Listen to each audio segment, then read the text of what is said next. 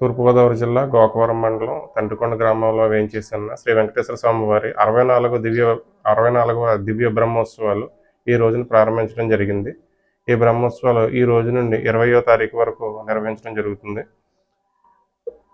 రేపు అనగా 15వ తారీఖుని లక్ష తులసి పూజ, అలాగే 16వ తారీఖున కొండ మీద పాలు పొంగించడం, సహస్ర దీపాలంకరణ సేవ, 17వ తారీఖుని గిరి ప్రదక్షిణ, 18వ తారీఖున మహాపూర్ణవతి చక్ర స్నానం, 19వ తారీఖున గరుడ వాహన సేవ గ్రామోత్సవం, అలాగే 20వ తారీఖుని శ్రీ స్వామివారికి తెప్పోత్సవం నిర్వహించడం జరుగుతుంది. ఈ సందర్భంగా వివిధ కల్చరల్ ప్రోగ్రామ్స్ కూడా ఆర్గనైజ్ చేయడం జరుగుతుంది. కాబట్టి భక్తులందరూ కూడా ఈ బ్రహ్మోత్సవాల్లో శ్రీ స్వామివారిని దర్శించుకుని శ్రీ స్వామివారి కృపకు పాత్రలు కాగలరని మీ ద్వారా విజ్ఞప్తి చేస్తున్నాం. కూడా ప్రొవైడ్ చేయడం జరిగింది.